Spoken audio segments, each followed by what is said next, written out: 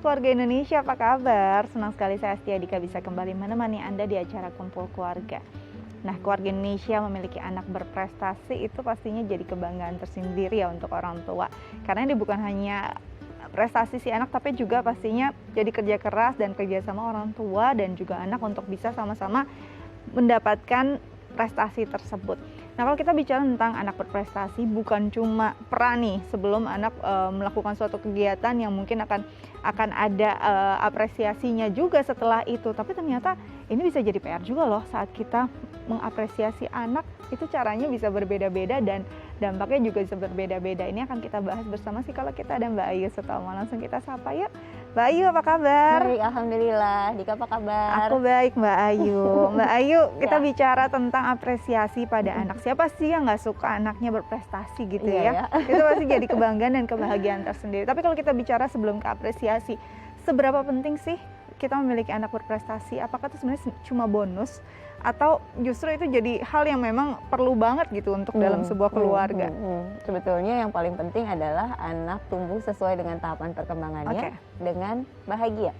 Jadi anak bertumbuh dengan sehat, cerdas, dan berbahagia. Bukan hanya sehat aja, cerdas aja, tapi sehat, cerdas, dan berbahagia. Kalau permasalahan prestasi gitu tergantung orang tuanya. Ada beberapa orang tua yang bilang bahwa akademik tuh prestasi banget, lomba-lomba tuh prestasi banget gitu kan. Atau ada orang tua yang sangat-sangat menghargai every little step atau setiap langkah kecilnya. Bahkan untuk keberhasilan kecil apapun orang tua menganggapnya sebagai itu prestasi loh yang bisa dilakukan oleh anak saya. Gitu. Jadi sebenarnya nggak ada standar tertentu kok untuk prestasi anak, apapun itu tergantung kita cara pandangnya terhadap kemajuan si anak. Yang penting anaknya bahagia gitu ya Mbak ya.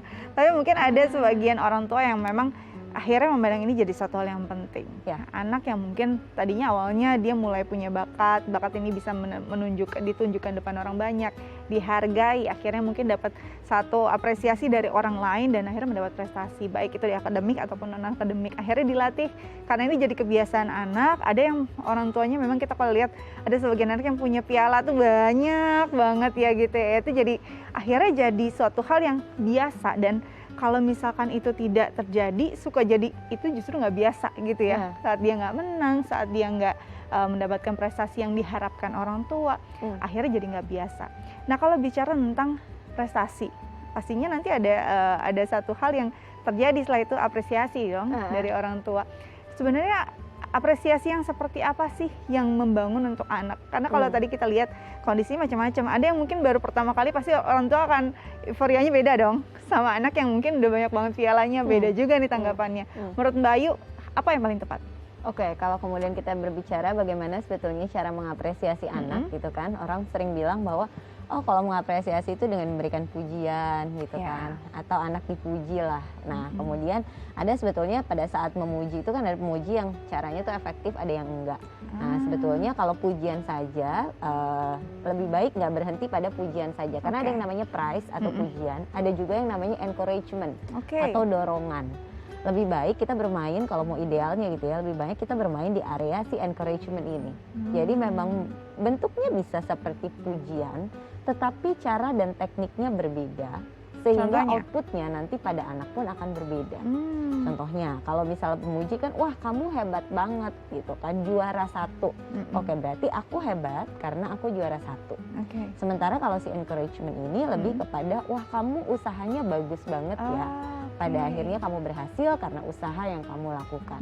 Penekanannya lebih kepada bukan outputnya menjadi juara, melainkan usaha yang sudah kamu lakukan untuk itu semua gitu. Atau kamu hebat ya, pinter, anak mama baru kalau pinter gitu baru namanya anak mama gitu kan. Sementara anak merasa bahwa oh kalau aku nggak pinter itu bukan anak mama gitu. Nah ada hal-hal tersebut yang niat orang tua mungkin betul memuji, tetapi pada saat tersampaikan jatuhnya kadangkala membuat anak merasakan ada hal-hal yang pada akhirnya nggak jadi pujian yang tepat.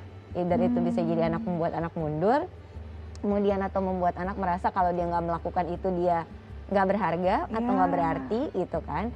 Nah atau kita memilih cara yang lebih tepat, yaitu memberikan bentuknya dorongan, sehingga kalaupun dia nggak berhasil atau apa, ini tetap berasa, oh ya aku tetap anak mama karena aku nggak disayang karena ini gitu. Terus kalau misalnya aku berhasil bukan karena emang aku juara kemudian dihargai, tapi pun ada usaha yang dilakukan di sini dan aku dihargai atau diapresiasi dari usaha yang aku lakukan ini. Jadi jangan sampai pujian kita itu malah jadi buat insecure gitu ya buat si anak. Kalau suatu saat nanti akhirnya kalau saya nggak sampai di tahap ini jadi masalah dong nih. Kayaknya bukan anak mama nih kalau nggak juara 1 ya, juara 2 anak tetangga kayaknya ya. Oke, nanti kita bahas ya. Ya sedih sekali gitu kalau kondisi kayak gitu. Nanti kita bahas lebih jauh ya Mbak ya, tapi kita harus jeda dulu. Keluarga Indonesia jangan kemana-mana, tetap bersama kami di Kumpul Keluarga.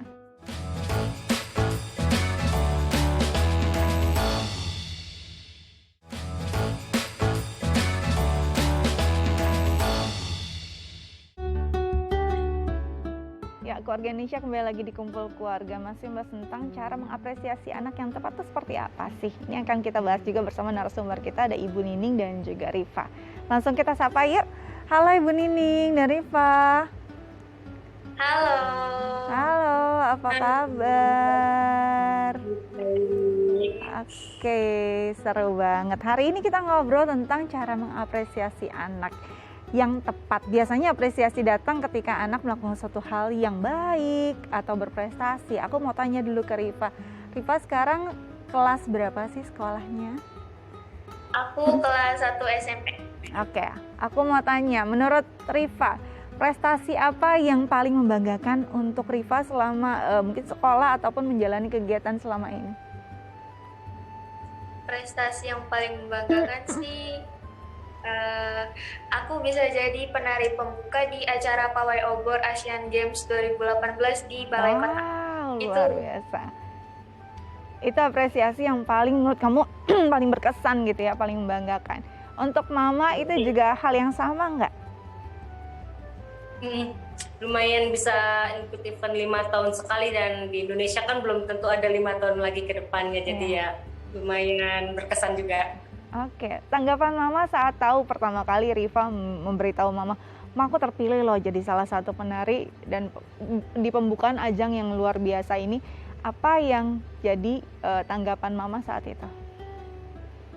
Ya kaget plus seneng juga ya, terus jadi jaga-jaga kondisi dia, takutnya pas acara ngedrop jadinya lebih ke menjaga kondisi dia, jadinya lebih apa nih? Seneng aja gitu. Happy ya saat itu ya.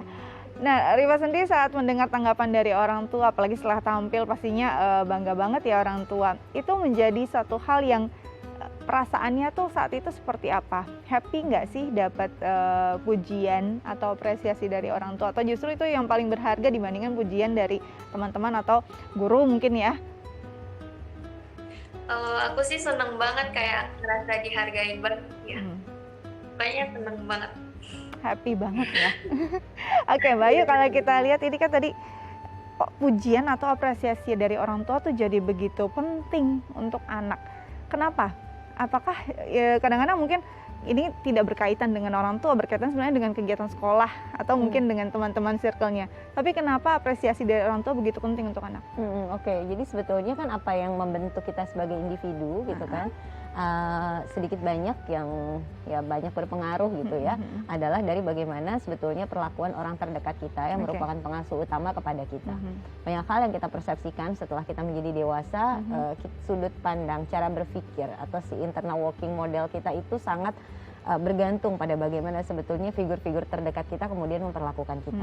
Contoh seperti misalnya pujian yang diberikan kepada orang tua membuat anak merasa percaya diri, merasa kemudian diapresiasi, demikian halnya dihargai. Demikian halnya seperti itu ketika anak keluar, dia sudah memiliki fundamental tersebut karena datangnya adalah dari figur utama, which is ya orang tua, ibu, ayah. Kalau ada pengasuh utama lainnya mungkin pengasuh utama lainnya, seperti itu. Jadi memang ya bukan hanya pujian ya, sebetulnya apa yang disampaikan oleh orang tua, baik itu pujian ataupun yang maksudnya pujian tapi tidak dipersepsikan sebagai sebuah pujian gitu kan, atau sebagai dorongan. Orang tua niatnya mendorong gitu kan agar anak lebih berprestasi, tapi ternyata tidak dipersepsikan sebagai dorongan, melainkan sebagai suatu beban. Itu juga kemudian sedikit banyak akan mempengaruhi bagaimana anak akan bersikap, berpikir, dan berperilaku pada saat anak ya menjalani tahapan perkembangannya gitu. Oke, kita kembali ke Rifa. Rifa, bagaimana dengan akademik? Biasanya kan orang tua juga ingin nih prestasinya sama di non akademik dan akademik. Rifa sendiri merasa punya tanggung jawab atau tuntutan nggak sih dari orang tua untuk memenuhi ekspektasi orang tua terhadap prestasi di akademik? Enggak sih Kak, karena ibu nggak pernah nuntut aku buat selalu dapat nilai bagus. Yang penting aku udah berusaha sebaik mungkin. Luar biasa. Jadi prosesnya ya. Aku mau nanya sama Ibu Nining, kenapa Ibu punya mindset seperti ini? Untuk tidak membebankan anak, untuk harus selalu jadi yang terbaik di kelasnya, di akademiknya. Kalau aku menuntut dia harus jadi yang terbaik, tapi ternyata dia nggak bisa, nanti jatuhnya kecewa. Dan kecewanya aku nanti ke Rifanya lebih ke nggak support dia lagi, jadi aku lebih ke melepaskan dia. Yang penting tetap bertanggung jawab, nilainya nggak turun-turun banget, masih di atas KKM lah istilahnya. Jadi lebih ke kasih support dan semangat aja. Tanggung jawab, lebih ke tanggung jawab sih intinya. Oke, Mbak Ayu, jadi sebenarnya walaupun taruhlah ya tidak masuk 10 besar misalnya, ini kan kadang-kadang jadi parameter orang tua ya untuk melihat prestasi anak gitu di dalam kelas, atau bukan prestasi lah, kemampuan anak mengikuti kegiatan akademisnya gitu ya. Nah sebenarnya kalau yang tadi Ibu Nining lakukan, benar nggak sih bahwa ya kita harus mengapresiasi sebenarnya walaupun dia mungkin tidak masuk 10 besar pun, tidak selalu dengan nilai bagus pun, tapi tanggung jawab yang dilakukan tuh adalah bentuk yang perlu diapresiasi. Ya betul, jadi karena memang setiap orang tua punya standar yang berbeda-beda, punya hal penting berbeda-beda yang ingin ditanamkan, atau punya value yang berbeda-beda yang ingin ditanamkan oleh orang tua kepada anaknya. Di dalam relasi Ibu Nining dengan Rifa ini gitu kan ya, tanggung jawab menjadi value penting. Jadi yang ingin ditanamkan oleh ibu kepada anak. Ketika memang outputnya itu terjadi gitu, memang anak tumbuh menjadi anak yang bertanggung jawab, mampu mempertanggungjawabkan semua pilihan-pilihannya, kemudian memilih juga karena dia tahu bahwa dia harus bertanggung jawab atas pilihan, maka dia berusaha untuk memilih mana yang terbaik untuk dia, tidak menyia-nyiakan kepercayaan yang diberikan oleh orang tua gitu. Nah ketika hal tersebut kemudian benar-benar dilakukan oleh anak, memberikan apresiasi ya nggak apa-apa banget gitu, sehingga pada akhirnya perilaku tersebut bisa disadari anak sebagai ini sesuatu yang baik sesuai dengan ekspektasi gitu kan ya, sehingga anak mempertahankan value tersebut gitu. Oke, nah si lawan apresiasi sendiri kan sebenarnya ada kritik juga kan. Ini sebenarnya bisa nggak sih kita lakukan berbarengan, misalkan di dalam apresiasi kita pada prestasi anak, tapi ada sepertinya yang perlu diperbaiki. Kita bisa nggak sih melakukan itu bersama-sama? Iya bisa sebetulnya. Jadi ketika kita memang mau memberitahukan ke anak gitu kan ya, selalu sebetulnya baik kritik maupun apapun yang ingin kita ubah dari anak, rumusnya kan sebetulnya harus ada connection before correction. Jadi connection dulu sebelum pada akhirnya kita mengkoreksi. Jadi connection before correction. Gimana kita mau mengkoreksi kalau misal connectionnya nggak ada? Yang ada itu akan menjadi sesuatu yang sangat menyakitkan dan belum tentu itu bisa diterima oleh anak kita. Sementara ketika kita sudah terkoneksi dengan baik oleh anak, maka ada koneksi, baru kemudian kita lakukan koreksi. Nah, koneksi bentuknya seperti apa? Salah satunya adalah dengan apresiasi kan. Jadi memang menyampaikan apa yang sudah menjadi hal-hal baik dalam diri anak, dan kemudian kalau bisa hindari kata tapi gitu kan ya. Udah baik gini tapi jangan itu justru harus dihindari ya. Jadi dihindari kata tapinya kalau bisa gitu kan ya, diganti dengan kata-kata lain yang tidak kemudian mematahkan atau mengecualikan. Jadi seolah-olah tuh udah bagus, oke, tinggi, terus tapi gitu kan diganti lagi. Jangan seperti itu gitu kan. Akan lebih baik kalau misalnya oke, ini udah bagus, masalahnya nah, bisa diganti dengan kata misalnya masalahnya yang tadi udah bagus-bagus ini akan jadi lebih bagus jika nah itu baru disampaikan apa-apa yang memang mau kita jadikan masukan kepada anak-anak kita gitu, sehingga anak juga bisa menerima bahwa oh ya saya udah diapresiasi, saya udah cukup baik, saya udah cukup bagus. Kalau saya mau lebih bagus, ada loh hal-hal yang bisa saya lakukan. Apa tuh? Nah itu tadi masuk dari orang tua. Jadi kita bisa apresiasi. Tadi udah bagus masukannya nih, gitu untuk kedepannya ya. Biar lebih baik. Jangan kata tapi. Kadang-kadang udah naik, tinggi ya, jatuh lagi gitu perasaannya. Oke. Nah, Ibu Nining dan juga Rifa di sini kan ada psikolog kita. Mungkin ada yang ingin Ibu Nining dan juga Rifa tanyakan nih terkait tema kita hari ini. Silahkan. Boleh, Ibu. Sebagaimana sih di usia Rifa kalau mengapresiasinya terlalu lebay itu seperti apa gitu? Seperti apa cara mengapresiasikan yang terlalu lebay di usia Rifa kayak gini biar dia nggak malu gitu? Oke, Mbak Ayu, gimana maksudnya ya? mengapresiasikan dengan Nggak tepat gitu iya, kali nggak ya. berlebihan. Karena kadang-kadang anak tuh suka berlebihan malah jadi bukannya happy, Risih malah ya. risih. Apa sih berlebihan deh, Mam? Benar-benar, apalagi sudah masuk ke usianya remaja gitu Iya. kan, anak sudah sangat peka gitu kan terhadap apa input-input yang datang dari orang tua gitu kan ya. Oke, gimana caranya gitu kan kalau mengapresiasi supaya tidak berlebihan gitu kan, memang usahakan fokus pada usaha yang dilakukan oleh anak. Jadi bukan misalnya kayak wah bagus banget udah bisa ini terus segala macam gitu, tapi berfokuslah pada usaha apa yang dilakukan oleh anak.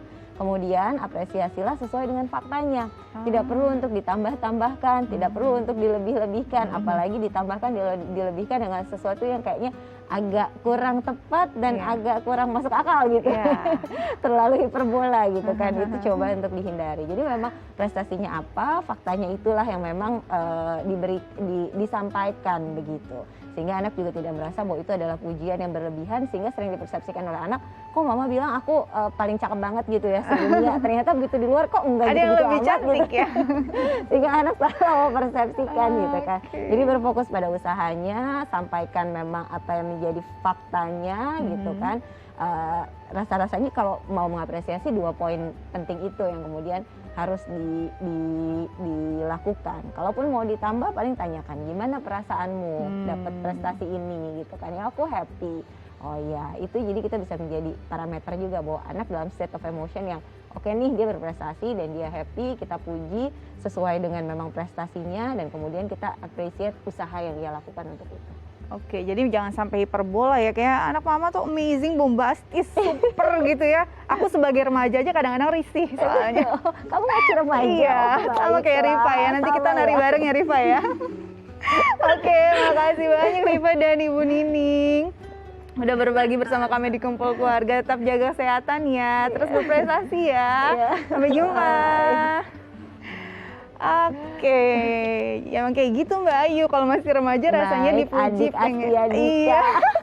Oke, nanti kita lanjut lebih, tapi kita harus jeda dulu ya dengan apresiasi-apresiasi lainnya. Tetap bersama kami di Kumpul Keluarga.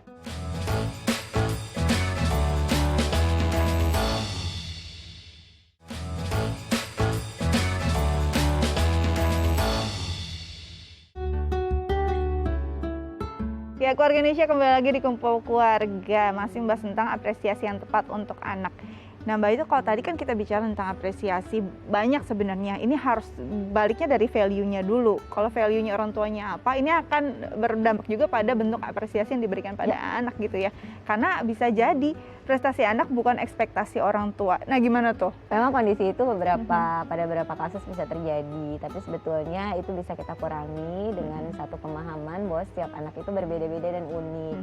Memang sih salah satu pelajaran yang paling penting bagi kita sebagai orang tua adalah menyadari bahwa apa yang jadi bisanya anak belum tentu sesuai dengan apa yang kita harapkan. Kemudian anak juga berhak untuk memiliki cita-cita sendiri, punya keinginan sendiri, punya hal hebat sendiri yang mungkin menurut kita nggak seperti itu gitu.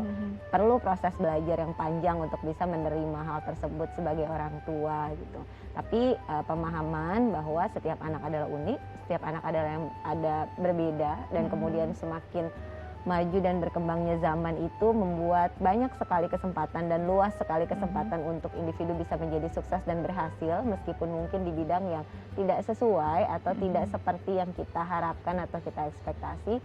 Itu harapannya bisa sedikit banyak membantu orang tua untuk mengurangi ketika memiliki perasaan kecewa berlebihan saat anak mungkin apa yang dilakukan nggak sesuai dengan apa yang kita harapkan gitu. Oke, nah kalau kita bicara tentang apresiasi, kadang-kadang kita cuma berpikir kalau itu kalau sudah ada hasil nggak sih Mbak Ayu? Kalau dia berprestasi, dia mendapatkan satu predikat apa, perlu diapresiasi. Padahal mungkin ada satu kondisi saat dulu saya masih SMA gitu ya, kita sering manggung teater. Ada sebelum tampil, ada temanku yang harus nangis terisak-isak karena dia tahu orang tua yang nggak akan datang. Sebenarnya ditonton pun bagi dia itu sebuah apresiasi. Benar nggak sih sebenarnya dalam prosesnya orang tua harusnya sudah terlibat, paling tidak walaupun tidak terucap, dengan dia ada mendampingi anak itu sebuah apresiasi. Iya betul, karena kan sebetulnya apresiasi itu nggak mesti harus berupa Pujian kan? gitu kan. Ada hal lain juga yang itu bisa menjadi bagian dari bentuk kita mengapresiasi apa yang sudah dilakukan oleh anak-anak kita gitu. Dan kalau misalnya kalau bisa dari prosesnya udah terlibat, ya bener banget, karena apalagi kalau misalnya kita ingin perilaku tersebut memberikan output yang baik, kemudian kita mendukung anak kita gitu kan. Tentunya keterlibatan kita dan dukungan kita dalam setiap prosesnya akan sangat membantu gitu. Dan jangan dilihat bahwa hanya setelah dapet resultnya nih itu baru bisa disebut prestasi gitu. Kan balik lagi ke yang udah kita bahas di sebelumnya, bahwa sebetulnya yang kita apresiasi kan adalah prosesnya. Bagaimana dia menjalani itu, usahanya dia itu. Kalau dalam konteks teater, gimana dia pergi latihan, kemudian membagi waktu antara sekolah dengan latihan, balik malam atau apa segala macem gitu kan. Itu kan bagian dari yang kita apresiasi. Tapi pernah nggak sih kalau kita tadi bicara tentang apresiasi bisa berlebihan gitu ya, kalau misalnya nggak tepat. Tapi bagaimana dengan anak yang sudah terlalu sering diapresiasi sampai kadang-kadang bingung orang tua harus bicara apa lagi. Kadang anak-anaknya sudah imun gitu ya, mendengar kata itu lagi ya udah gitu. Jadinya dia udah biasa, sampai mungkin perasaan kamu gimana? Biasa aja. Nah, gimana menghadapi anak yang memang sudah banyak seguran prestasinya, sudah sering sekali diapresiasi. Orang tua kayak butuh kreatif sedikit ya untuk memberi support pada anak. Iya. Kalau misalnya beruntung sekali gitu ya, kalau misalnya anaknya sudah berprestasi dalam banyak aspek gitu, dan kemudian orang tua juga tentunya prestasi yang banyak diraih oleh anak itu sedikit banyak juga kan merupakan output dari dukungan orang tua kepada anak gitu kan, sehingga pada akhirnya anak bisa menjadi demikian berprestasi. Tapi kalau misalnya udah berprestasi terus, kemudian apa yang harus orang tua lakukan begitu kan, rasanya kan memang kalau kita berbicara mengenai prestasi kan selalu ada yang di atasnya lagi, di atasnya lagi gitu kan ya. Nah, nggak apa-apa juga untuk kemudian mendorong anak untuk kemudian meraih prestasi yang lebih tinggi lagi dari apa yang sudah ia raih. Tapi catatannya di sini adalah kita harus juga mengkonfirmasikan perasaan anak, apakah ia cukup happy menjalani itu semua. Nah, itu ya. Nah, karena kadang-kadang harus di cross check juga, divalidasi juga perasaannya benar-benar seneng gak ngejalaninnya, do you feel happy menjalankan ini semua, ngerasa capek nggak sih gitu. Kadang-kadang kalau misalnya anaknya merasa bahwa iya aku capek, ya udah nggak apa-apa, terima aja bahwa ya nggak apa-apa, ini mungkin mau break sejenak, mau stop sejenak gitu. Itu yang perlu mungkin kalau prestasinya sudah demikian banyak gitu, perlu bagi orang tua untuk cross check juga ke anak itu, sebenarnya dia happy nggak menjalaninya, dia merasa terbebani nggak ngejalaninnya, apa kemudian dia merasa saya harus begini, harus ini, harus itu gitu kan. Anaknya sendiri yang menekan diri dia terlalu berlebihan gitu, sehingga pada akhirnya khawatir untuk membuat dia unhappy. Di situ juga sebenarnya orang tua bisa masuk untuk mengambil peran, memastikan bahwa anak menjalankan ini dengan berbahagia. Oke, jadi sebenarnya apresiasi ini adalah bentuk satu hal yang booster gitu untuk anak lebih semangat lagi melangkah, bukan pecutan untuk anak jadi kelelahan berlari ya Mbak Ayu ya. Oke Mbak Ayu, makasih banyak loh sudah berbagi bersama kami di Kumpul Keluarga. Tetap jaga kesehatan ya Mbak Ayu ya, nanti berbagi lagi untuk kita semua di rumah. Nah, keluarga Indonesia bagaimana? Semoga ini bisa berguna untuk keluarga Indonesia di rumah ya. Saya Astia Dika pamit undur diri, jangan lupa untuk selalu menjaga protokol kesehatan 5M. Sampai jumpa.